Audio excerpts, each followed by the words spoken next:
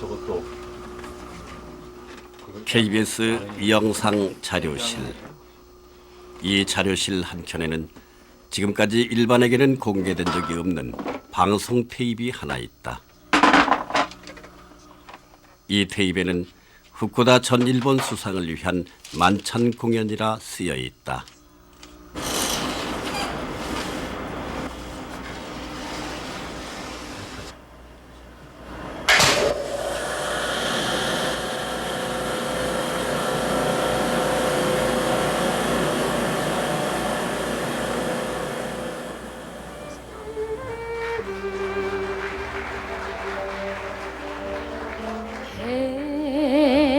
헤일 수 없이 수많은 밤을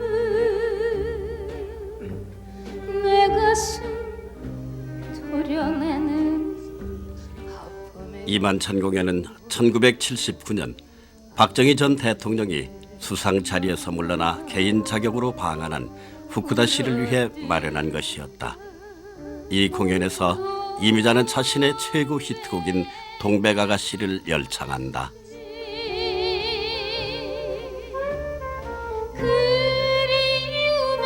하지만 동백아가씨는 당시 방송은 물론 공공장소에서의 공연, 음반의 제작과 판매까지 금지된 곡이었다.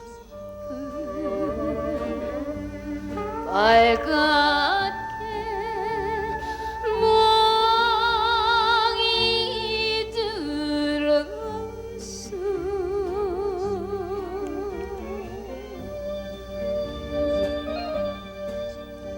이러한 금지곡을 그녀가 청와대에서, 그것도 대통령 앞에서 열창하게 된 사연은 과연 무엇이었을까?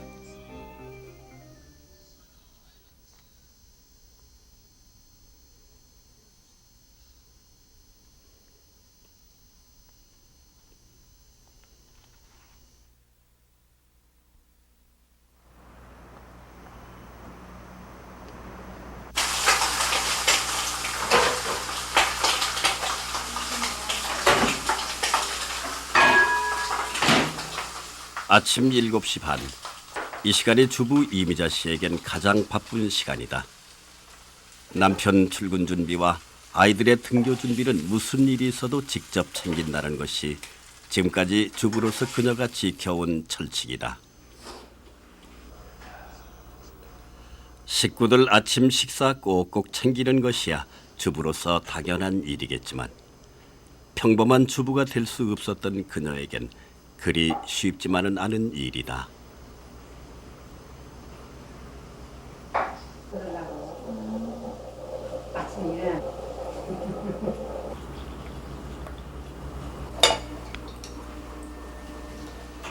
두 딸은 모두 출가를 하고 식탁에 모여 앉은 식구라야 단촐한 세 식구.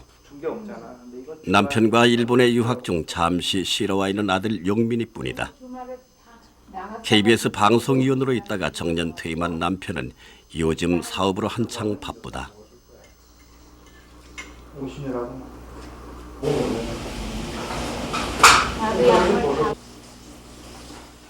사업하는 남편 뒷바라지 걱정에 멀리 떨어져 있는 아들의 건강 걱정. 그것이 요즘 56의 주부 이미자 씨의 가장 큰 고민거리다.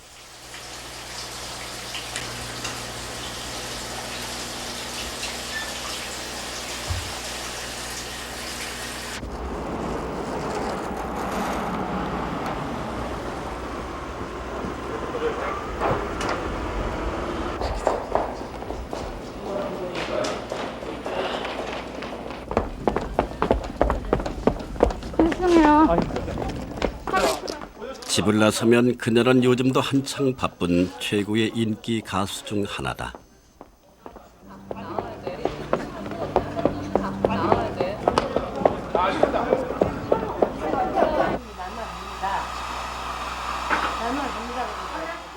사실 그녀의 나이를 정확히 아는 사람은 많지 않다. 젊은 세대들은 40대 후반쯤으로 봐주기도 하고 그녀의 노래를 들으며 자란 세대들은 환갑을 훨씬 넘은 나이로 알기도 한다. 그녀의 노래는 그만큼 오랜 세월 우리 곁에 있었다. 고맙습니다. 노래를 해온 지 올해로 37년. 인생의 3분의 1을 무대에서 보냈다. 그동안 부른 노래만도 2천여 곡에 앨범만도 500장에 가깝다.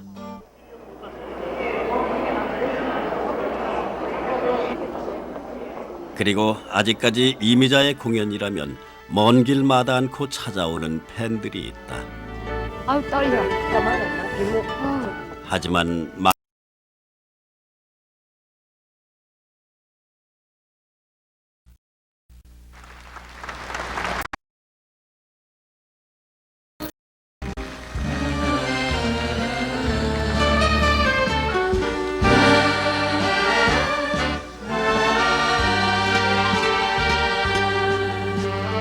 헤일 수 없이 수많은 밤을 내 가슴 도려내는 가수 이미자. 그녀의 이름 앞엔 언제나 화려한 수식어가 붙는다. 트로트의 여왕, 엘레지의 여왕. 여기던가 사람들은 또 이미자를 이렇게 얘기한다.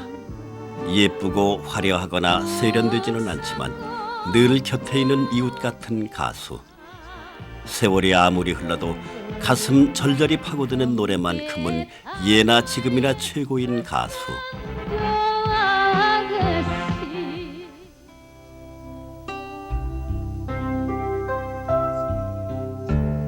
그녀가 가요계에 처음 발을 디딘 것은 아직도 소녀티가 채 가시지 않은 여고 3학년 때였다.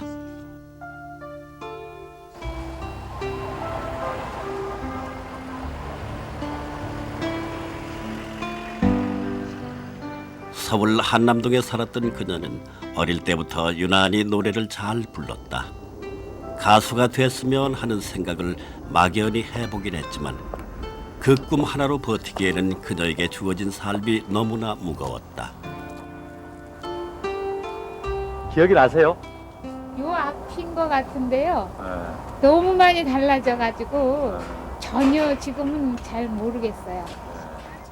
그녀가 2살 되던 해 남대문에서 식료품 사걸 하던 아버지가 중풍으로 쓰러졌다. 집안이 급격히 기울기 시작했고 어머니마저 집을 나간 후 그녀는 할머니와 병든 아버지, 세 식구의 생계를 책임져야 했다. 이러한 그녀에게 그녀의 운명을 바꿀 수 있는 기회가 온다. HLKZ-TV 방송국에서 개최한 노래 경연 대회에서 그녀가 1등을 차지한 것이었다.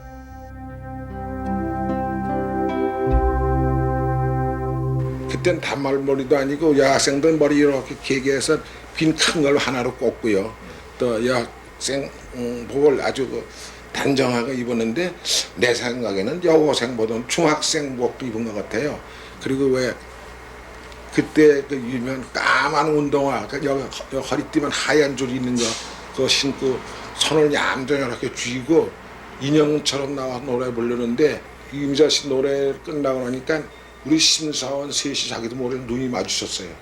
말하자면 이건 보통 노래가 아니다 말이에요. 그건 뭐 클래식은 뭐 발성법도 배워서 공부하는데 전혀 공부하지 않은 소리인데 말하자면 어서 그 귀여운 사슴 한 마리가 야생에서 들에서 뛰어온 사슴이가 그 뭐라 그럴까요? 눈망울이 초롱초롱 해가지고 그야말로 천사의 목소리 같은 소리인데 야 저거지 정말 노래구나 이렇게 세부 감탄을 했어요. 그래서 이미자 씨를 입상을 시켰죠.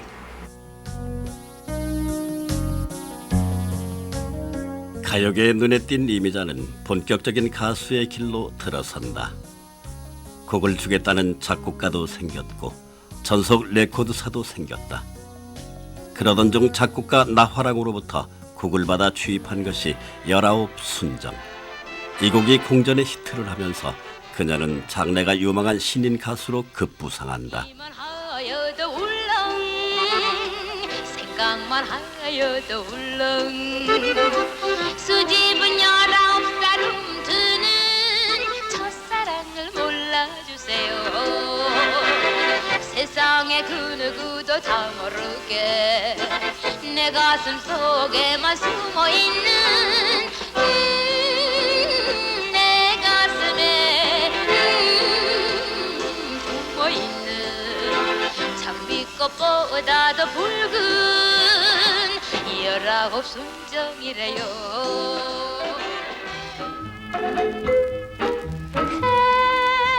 해저문 가로등에 호롱불이 켜지면 19 순정 이후 이미자의 이름이 널리 알려지기 시작한다. 집시의 여정, 워싱턴 블루스, 니미라 부르리카 등의 노래가 등장한 것이 이때다.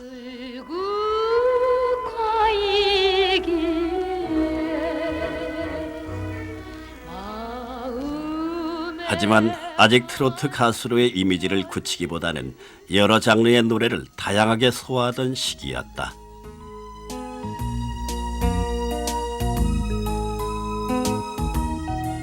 데뷔 3년째인 1962년 육에 든 지 수개월이 지나도록 소식이 없는 5살 소년 두형이를 찾기 위한 캠페인이 전국적으로 벌어진다.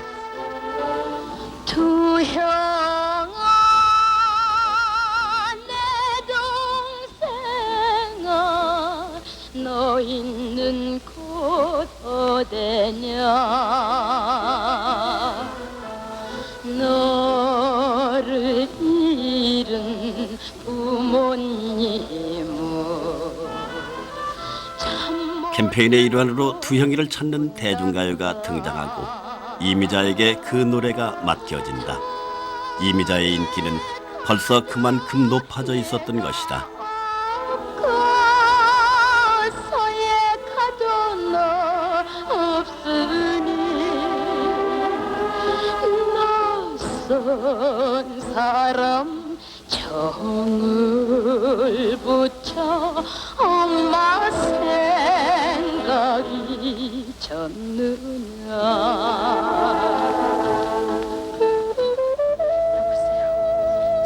이미자의 인기가 높아지자 그녀의 출신과 사생활을 둘러싼 갖가지 루머들이 등장해 그녀를 괴롭히기 시작한다.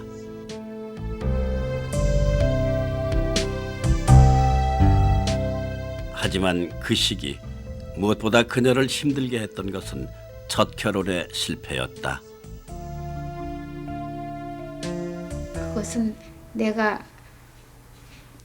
가요 생활 초에 그 가슴 아팠던 그런 나의 오점, 그것이 나의 인생에 뭐 좋게 표현해서 옥의 티라면 그것이 제가 지금도 가장 이렇게 물음에서 말이 막히고 가장 누가 물어오는 데에서 가장 싫고 그것이 이제 가장 저한테는 그 가슴 아픈 일이고.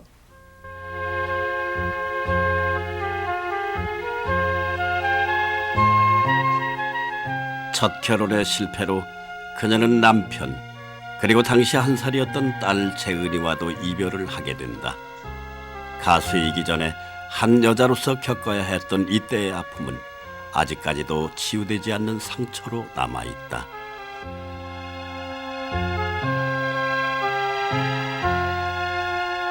가난하기만 했던 어린 시절, 그리고 첫 결혼의 실패, 이 모든 아픔을 잊게 해준 것이 바로 동백아가씨였다.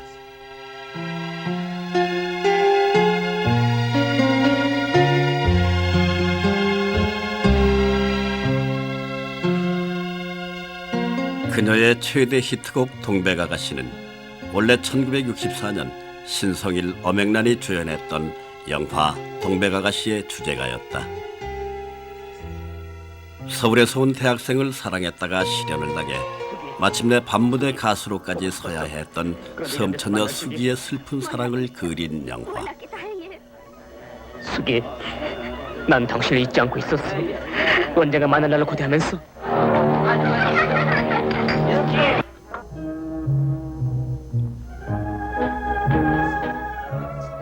수기의 입을 빌어 애절하게 흘러나오던 이미자의 동백아가씨는 당시 장안의 새로운 유행을 불러일으킨다.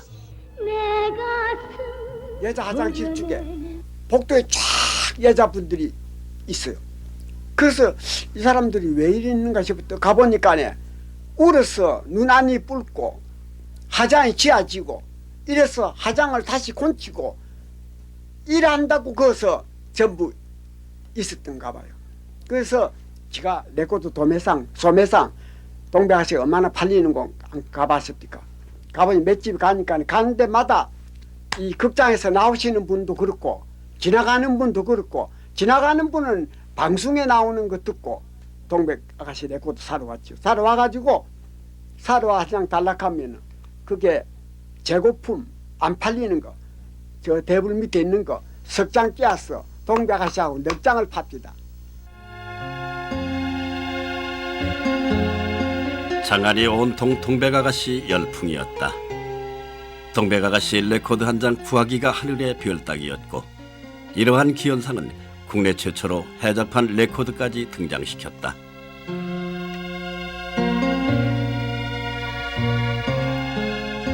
얼마 후 동백아가씨는 레코드 판매량 100만 장이라는 사상 유례없는 기록을 세운다.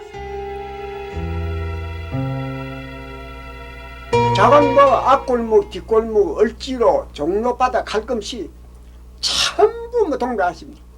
길거리 가는 사람도 동백아씨고 오는 사람도 동백아씨고 차를 타도 동백아씨고 술집에 가도 뭐 전부 너네 갈금시. LP 스테레오 내가지고 합해서 한 100만 장 나갔으니까 그때 100만 장이면 지금 뭐 200만 장, 300만 장보다 더 큰 거니까요.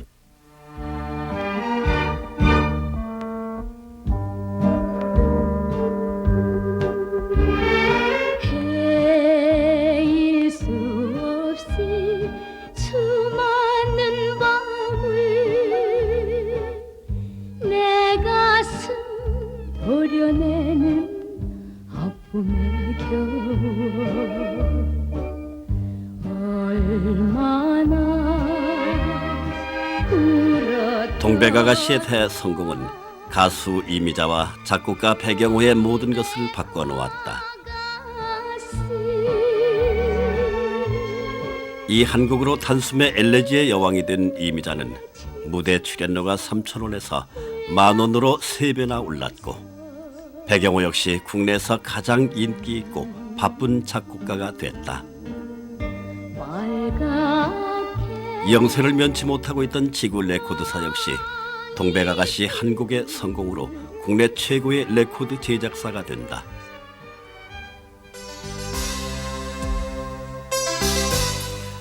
당시 가요계는 큰 변화를 겪고 있었다.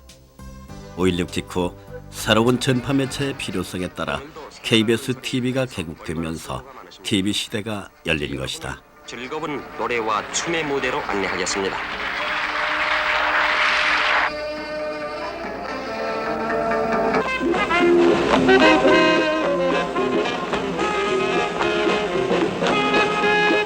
TV 시대의 개막은 가요 보급에 엄청난 힘을 발휘하게 된다. 그런 가운데 특히 미 8군 무대 출신의 가수들이 국내 쇼 무대에 본격 진출하면서 60년대 초 가요계는 세련된 서구풍의 노래들이 큰 인기를 얻고 있었다.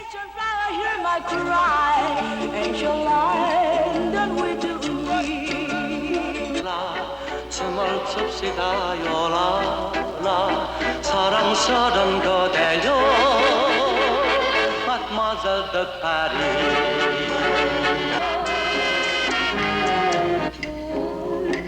빛이 꺼질 때까지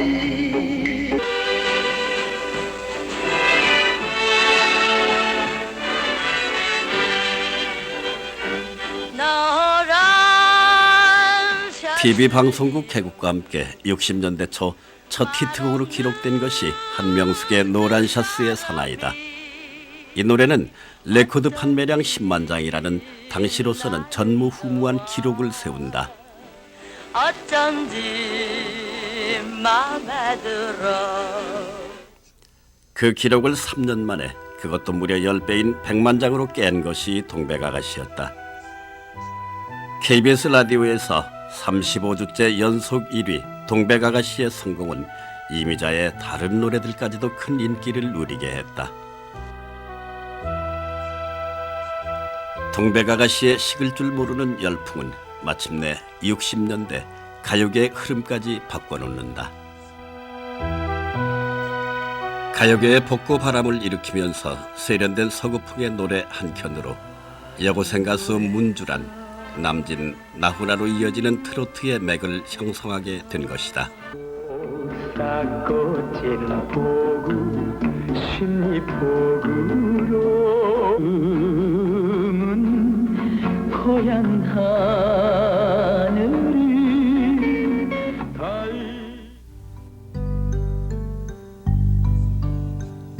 그런 가운데서도 이미자의 독주는 여전히 계속된다. 이미자가 불렀다 하면 무조건 히트라는 말이 나올 정도였고, 이미자에게 곡을 주기 위해 많은 작곡가들이 지구 레코드사로 몰려들었다. 60년대는 그야말로 이미자의 시대였다.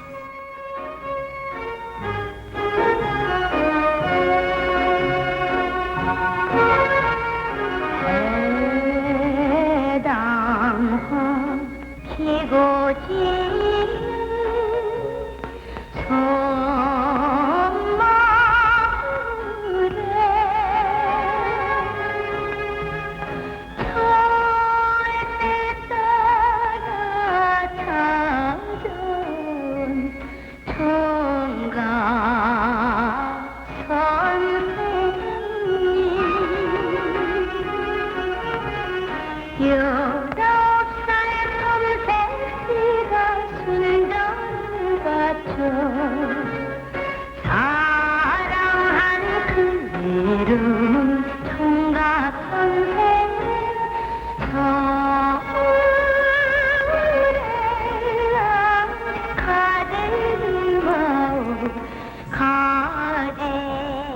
그렇다면 이미자의 노래가 당시 가요계의 흐름마저 바꿀 정도로 큰 반향을 불러일으킬 수 있었던 힘은 무엇일까?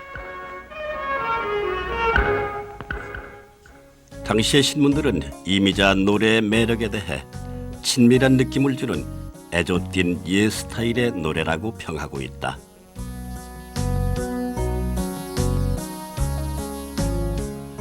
이미자 노래에 대한 이러한 느낌은 최근 대중가수 이미자를 생각한다는 제목의 논문을 발표해 관심을 끌었던 한 대학 교수의 견해와도 일치한다.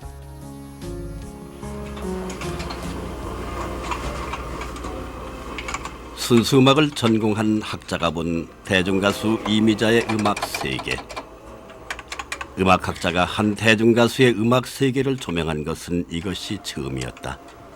효성여대 박종문 교수는 이 논문에서 가수 이미자에 대해 이렇게 얘기한다. 이미자에게는 한없이 부드럽고 애잔하면서도 범접하기 힘든 의연함과 기품이 있다. 또 그녀의 목소리는 물레에서 실이 뽑혀져 나오듯 가늘고 고운 비단 같은 소릿결을 가지고 있다. 음색은 이제 비단결 같이 이제 고운 그런 음색이다. 제가 이제 뭐 그렇게 이야기를 했는데 굉장히 이제 그 막연한 얘기지만은 그 우선 그 음색이 대단히 가늘고 고운 그런 음색을 가지고 있고, 그다음에 노래 스타일 자체가 대단히 그 소박하고 우리 한국적인 그 모성적인 이미지, 어머니를 생각하게 한단 말이죠. 또 누나를 생각하게 하고 그런 어떤 애잔하고 또 서민적인 그런 이미지를 가지고 계시거든요. 그저 감각적인 노래가 아닌 누이나 어머니의 품처럼 듣는 사람의 마음을 편안하게 달래주고 위로해주는 느낌. 그것이 바로 이미자 노래의 힘이라는 것이다.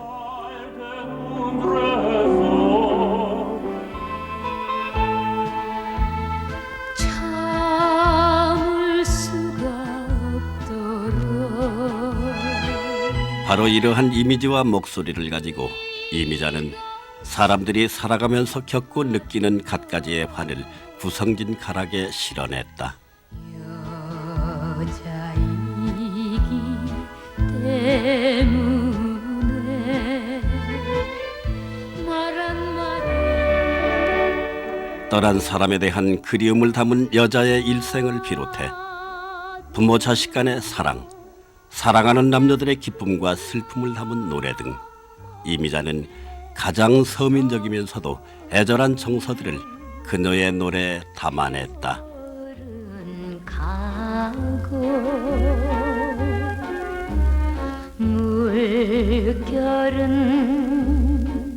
천번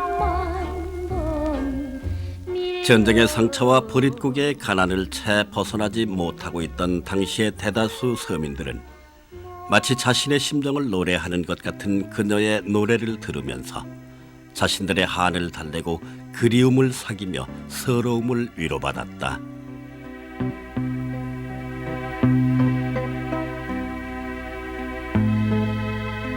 이미자 씨 노래는 들어보면은 이게 탁 듣고 앉았으면은 감상을 해보면은 기름이 절절절절 흘러죠. 지금은 옛날만큼 그런 기름은 아니지만은 옛날에 이 동백아시 시절에 우리라 열풍이라든 항구도 때 이 뭐 아시거든요. 톡 들어보면은 참 기름이 잘잘잘잘 흘러요. 그 목소리 자체에서. 네. 누 어떤 가수를 갖다 대놔도 그래 맛은 안 나죠. 그런 맛은. 이게 참 특징이고 또 한 가지는 그 이미자 씨의 그 또 한 가지 특징이라는 거는 이 민요든 가요든 이 참 말하자면 세미한 구라식조 이런 걸 또 시키면은 연습 딱 하고 마이크 앞에 갖다 씌워 놓으면은 지 맛이 나오거든. 이 가수가 민요 가수가 이런 생각을 느낄 때도 있습니다.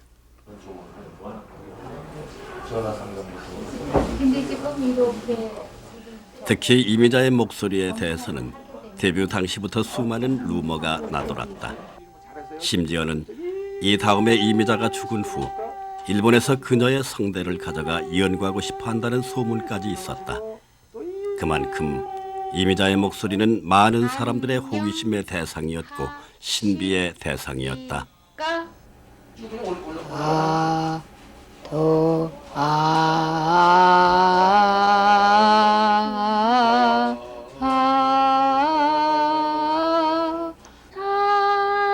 산에는 진달래 평론가들로부터 100년에 한 번 나올까 말까한 미성이라고까지 평가받는 이미자의 목소리.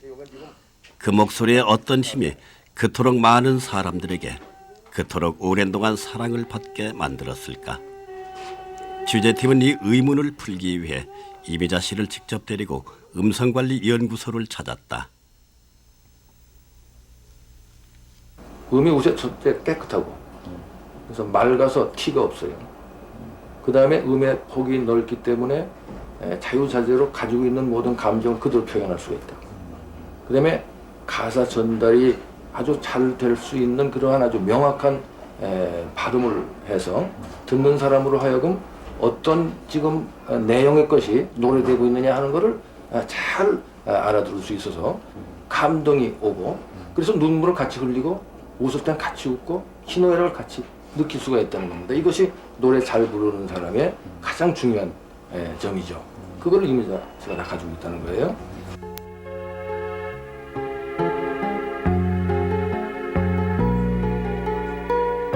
이미자의 음폭은 보통 사람들보다 훨씬 넓은 14도. 그래서 가성을 쓰지 않고도 고음 처리를 자유자재로 할 수 있는 것으로 나타났다. 또 발음이 명확해 감정 표현이 잘 되기 때문에 듣는 사람으로 하여금 편한 느낌을 준다. 이러한 점들이 이미자 목소리의 힘이요 오랜 생명력의 비결이란 것이 음성관리연구소의 결론이다.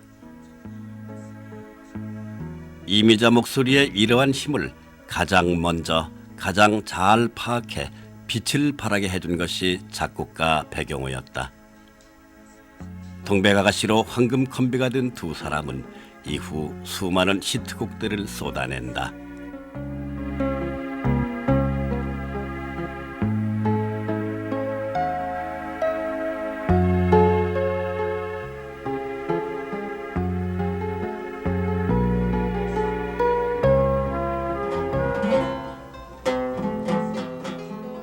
배경호가 이미자의 재능을 발견해 그것을 이끌어내준 사람이었다면 그 재능을 좀 더 세련되게 다듬어서 오랜 생명력을 준 것이 작곡가 박춘석이다.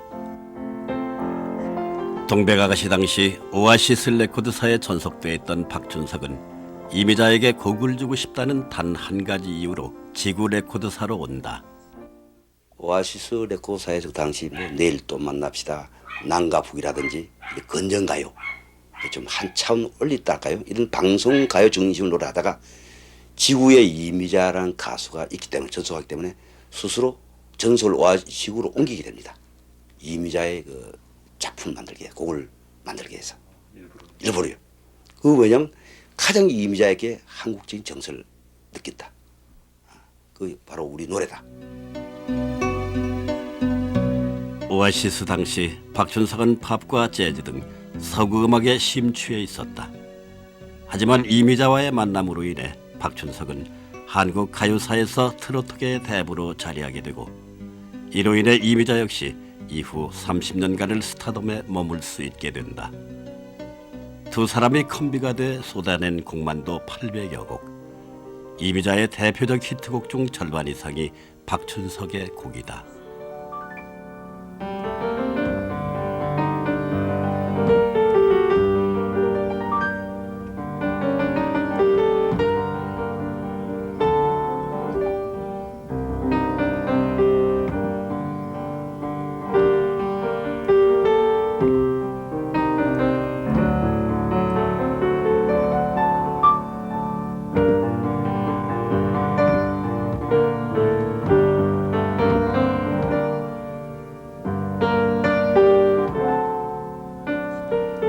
(1969년) 역시 박춘석 작곡의 드라마 주제가 기러기 아빠로 이미자는 지금까지 자신이 부른 노래 1000곡을 돌파하게 된다.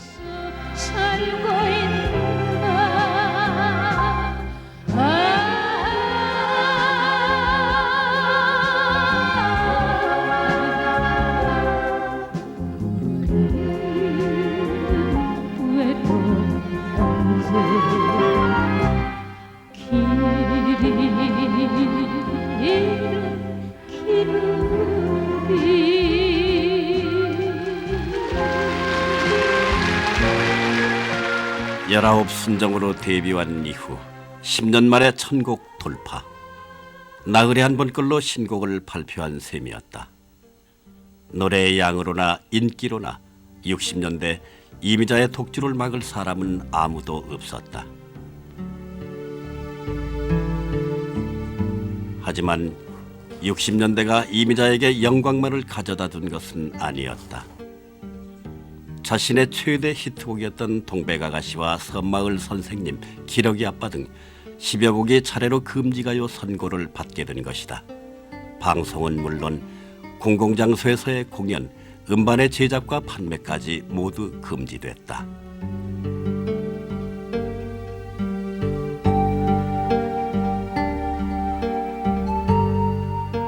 공연윤리위원회의 금지 사유에 따르면 기러기 아빠는 곡과 창법이 지나치게 비탄적이라는 것이었고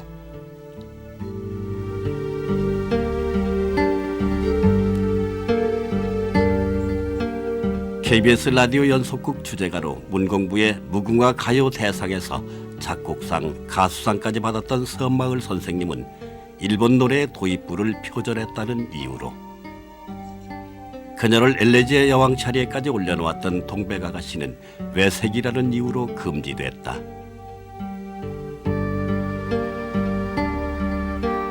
이미자 씨가 창법이 외색이다. 공문이 나왔어요. 그래서 제가 참다 못해서 가가지고 이미자 씨 국적이 일본이 되어가 있습니까? 이 한국이 되어가 있습니까? 제가 이걸 방문을 했어요.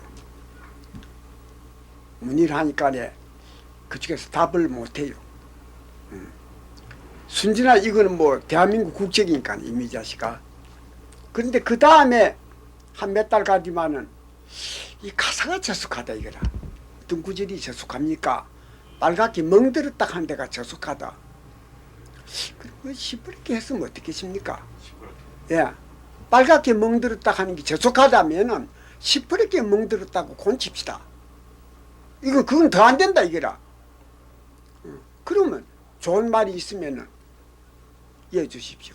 이러니까 그쪽에서는 그 다음에는 뭐라는 건 이 공의외색이다 이거라. 동백아가씨에 대한 외색 시비, 이른바 뽕짝 시비는 사실 동백아가씨를 발표한 그 이듬해부터 끊임없이 제기돼 왔었다.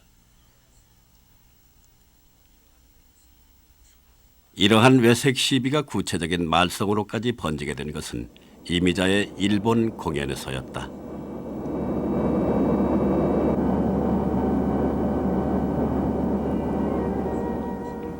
동백아가씨가 발표된 지 2년 뒤인 1966년 이미자는 일본 빅터 레코드사로부터 초청을 받아 현해탄을 건너갔다. 그녀의 히트곡인 동백아가씨와 황포도떼를 일본에서 취입하기 위해서였다.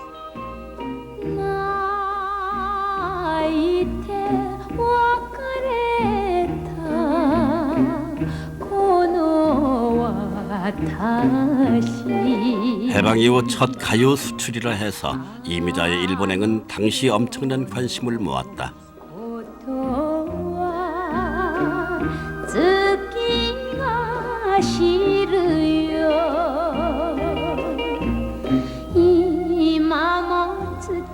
그런데 이미자의 이름이 이 요시코로 현지에 소개되고 동백아가씨와 황포도떼를 가사 내용까지 바꿔 일본말로 취입했다는 소식이 전해지자 국내에서는 큰 소동이 일어났다. 외색 노래가 제 나라 찾아갔다는 비난도 들렸고 외무부에서는 여권을 취소할 수도 있다면서 강경한 반응을 보였다.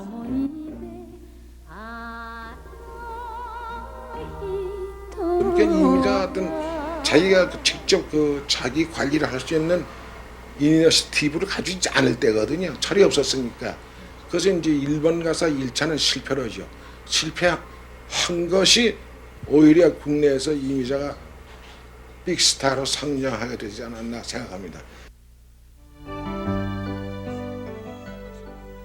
이미자의 인기가 워낙 높았던 만큼 동백아가씨의 외색 시비에도 불구하고 이미자는 여전히 건재했다.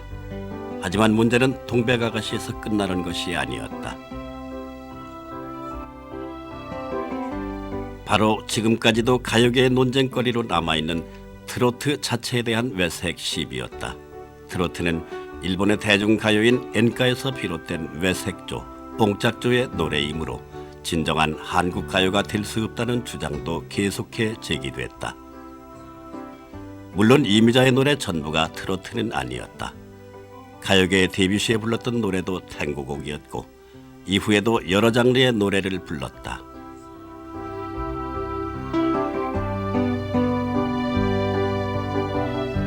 그런데 동백아가씨가 크게 히트하면서 이미자는 트로트 가수로서의 자리를 굳히게 되고 마침내 트로트의 여왕에까지 오른다.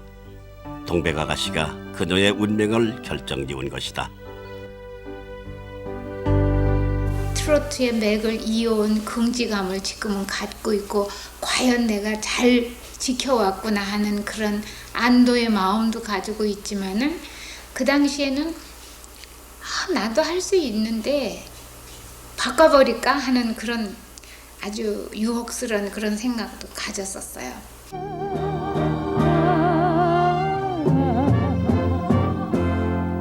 외색 시비로 시달리고 천박하고 세련되지 못한 노래라는 지적까지 계속해 받게 되자 이미자는 트로트를 떠나보려 애쓴다. 하지만 팬들이 그녀에게 원하는 것은 트로트였다. 트로트 가수 이미자, 그것이 그녀에게 지워진 운명이었다.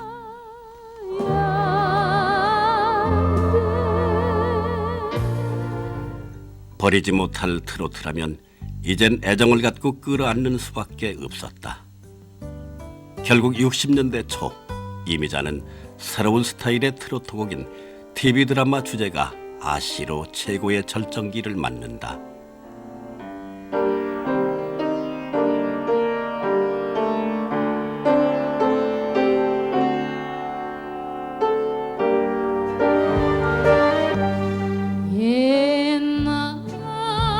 옛날에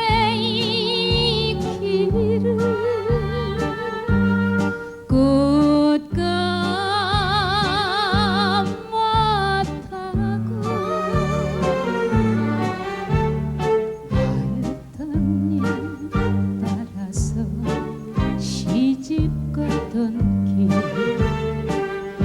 여기던가 저기던가 옥사꽃 곱게 빛던 길 한세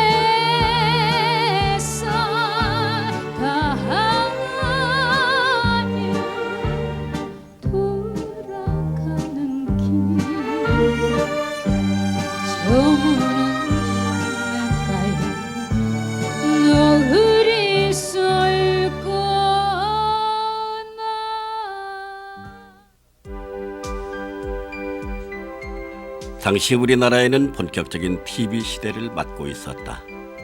KBS에 이어 동양TV, MBCTV가 개국됐고 TV 수상기 보급대 수도 크게 늘었다. 특히 TV 드라마가 장안의 화제를 불러일으키면서 가요계의 주제가 붐을 일으켰다. 그 선두는 물론 이미자였다. 서방님. 예.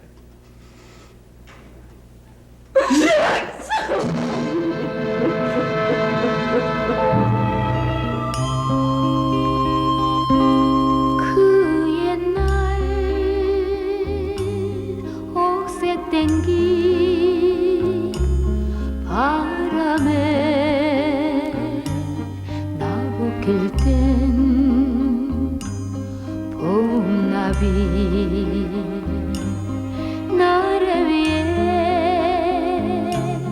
꿈을 실어. 바로 이 무렵 통기타와 청바지, 장발로 상징되는 청년 문화가 가요계에 큰 회오리를 일으킨다. 꿈과 낭만, 그리고 사회의 비판을 담은 노래들로 이들은 특히 젊은이들 사이에 큰 인기를 얻고 있었다. 하지만 이러한 도전에도 불구하고 트로트는 여전히 70년대 가요계에 큰 맥을 형성하고 있었고 그 선두주자는 역시 이미자였다.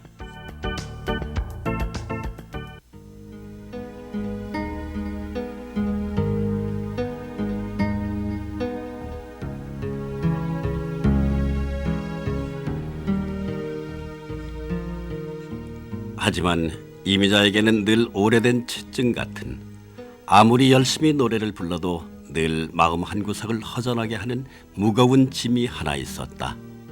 바로 자신의 금지곡들이었다. 그녀의 오늘이 있게 해준 대표적인 히트곡들이 금지곡 선고를 받은 채 여전히 묶여 있었던 것이다. 노래를 잃은 가수. 이 한마디는 지금까지의 자신의 인생이 화려한 경력만큼이나 과연 성공적이었는지에 대해 의문을 갖게 했다.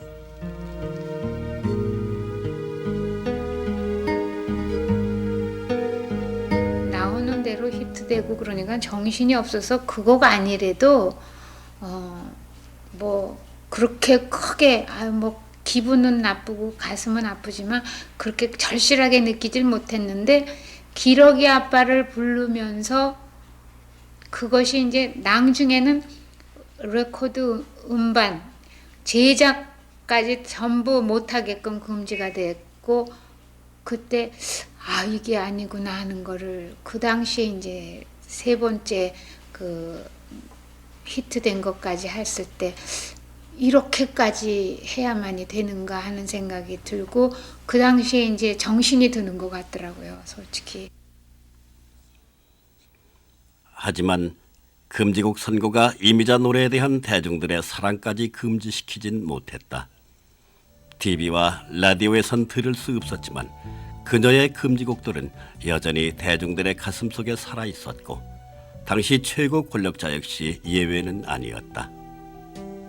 작곡가 박춘석에 따르면 박정희 전 대통령은 자신이 애청하던 월북 작가들의 금지곡을 이미자의 목소리로 녹음해 들었고 금지곡 동백아가씨 역시 단골 신청곡 중에 하나였다.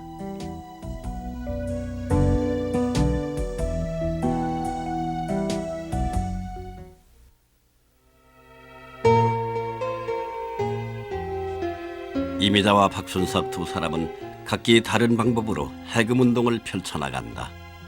해금의 당위성을 주장하는 이론 부분은 박춘석이 맡고 이미자는 청와대 공연이 있을 때마다 금지곡 동백아가씨와 섬마을 선생님, 기러기 아빠를 불렀다. 세월이 흐르고 시대가 달라진 만큼 다시 평가를 받아서 어떻게든 금지가 풀리도록 해보자는 의도에서였다.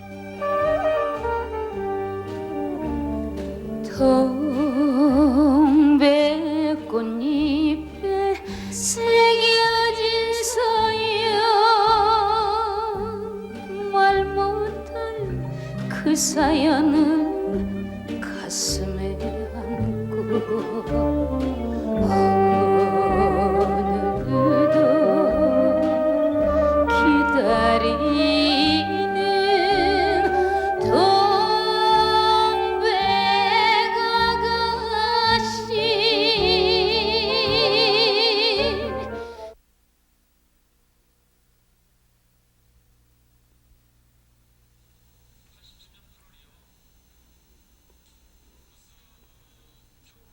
(1987년 8월) 금지가요에 대한 1차 해금 조치가 내려지면서 동백아가씨를 비롯한 이미자의 히트곡 대부분이 금지에서 풀린다.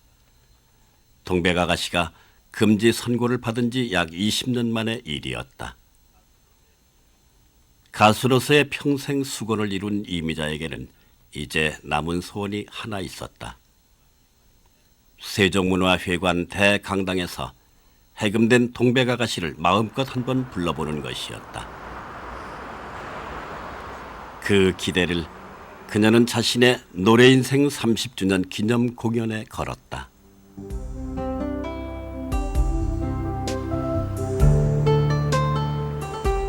하지만 이러한 기대는 예상치 못한 벽에 부딪힌다.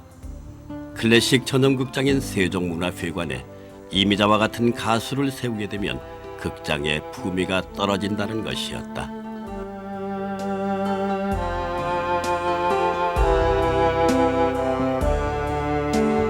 제일 우선 안 된다는 게 무슨 이미자는 얘 노래는 소위 말하자면 뽕짝 가수다. 이런 가수가 그 무대를 쓰면은 소위 그 뭐 고모신짝 뭐 이런 얘기까지 하면서 뭐 질서를 문화의 전당을 질서를 문란하게 할 것이다 하는 이런 말이 들렸을 때 기분이 몹시 언짢았고요. 또 어느 뭐 교수께서는 뭐 이미자가 여기를 쓴다면 빌려준다면 자기는 사표를 내겠다 하는 그런 정도까지 갔었어요. 이미자의 간절한 탄원 끝에 이 문제는 결국 자문위원 사퇴라는 후유증을 남긴 채 마무리되고 1989년 10월 이미자는 마침내 세종문화회관 무대에 서게 된다.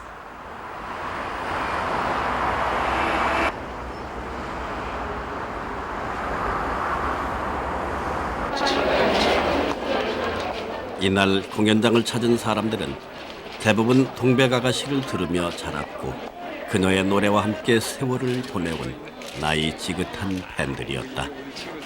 이외에도 각계각층의 인사들이 공연장을 찾아 4천 객석을 꽉 채웠다. 이것이 바로 지난 30년간 우리 가요사에서 가수 이미자가 이미자의 노래가 차지한 부피였다. 머나먼 길을 따라 뒤돌아보면은 외로운 길 사랑이 미움되려도 바람 속에 세월 속에 그리워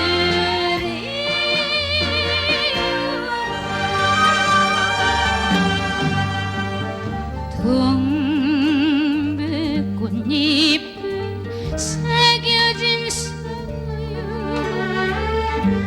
말 못할 그 사연을 가슴에 안고 오늘도 기다리는 동백아가씨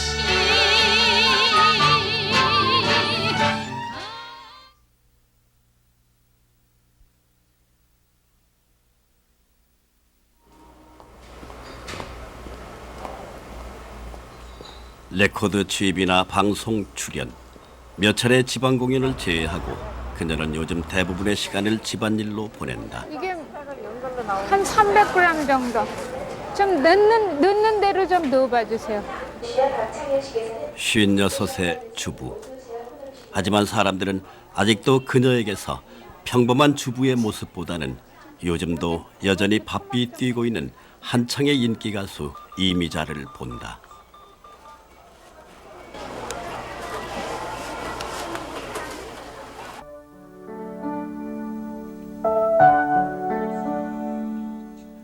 사실 요즘의 가요계는 크게 변했다.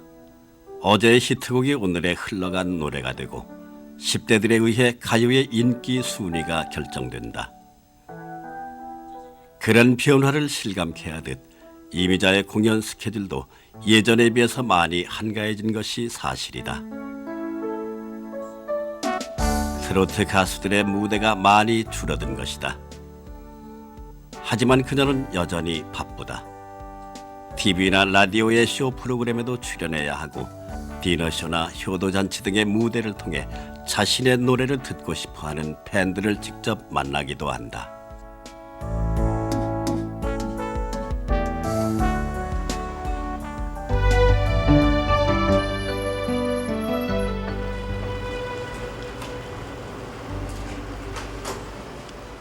그러나 어쩔 수 없는 세월의 변화와 흐름을 이미자는 작곡가 박춘석에서 본다.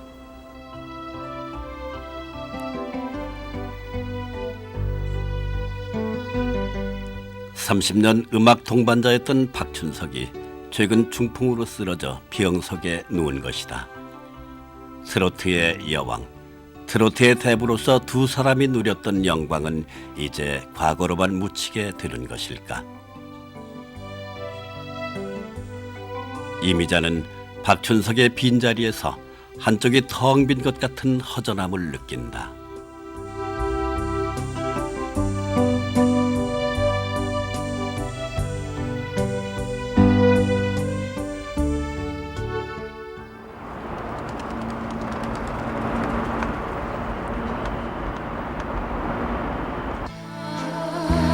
울 수가 없도록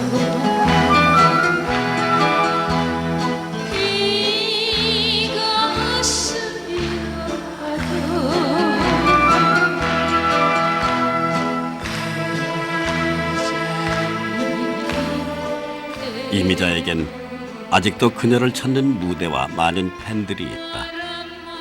힘들고 어려웠던 시절, 이미자의 노래를 통해 자신들의 서름을 달래고 삶을 위로받았던 사람들. 그들에게 있어 이미자는 여전히 최고의 가수다. 동백아가씨와 굳이 세월을 같이 한 사람들이 아니더라도 나이 들어 삶을 돌아보고 인생의 무게를 느낄 때쯤이면 마치 고향처럼 가깝게 다가오는 가수가 이미자다.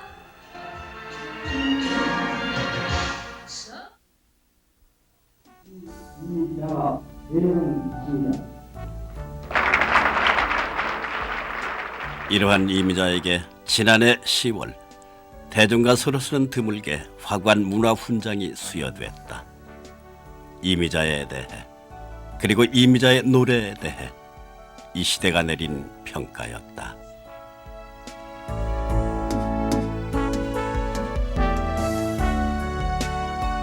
제가 총각 시절 30년 넘었죠. 춘천에 있을 때 그때 그 호반가에 황포도 때 동백아가씨 이 노래를 홀로 부르면서 그 외로움을 달랜 적이 있습니다.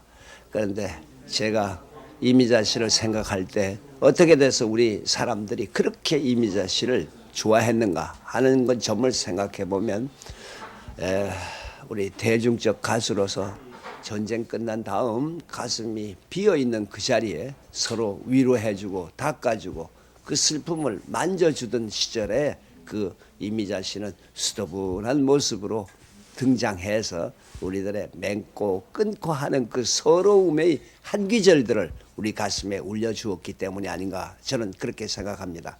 흔히들 이미자 씨를 애조라고 하지만 이 애조야말로 바로 가장 순수한 인간의 한 모습이고 인간이 가지고 있는 순수성의 하나의 가닥이지요.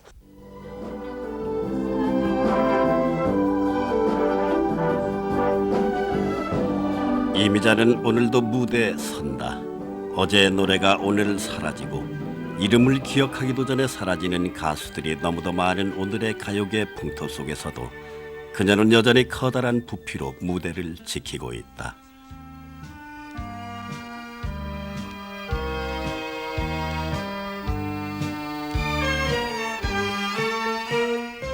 이미자, 그녀는 지난 37년간을 그렇게 우리 곁에 있었다. 동백꽃잎에 새겨진 사연 20년의 공백기에도 불구하고 동백 아가씨가 오랜 생명력으로 사람들 가슴 속에 살아 있었듯 그녀의 노래는 앞으로도 많은 사람들의 삶의 안식처로 가요계의 살아있는 역사로 영원히 남게 될 것이다.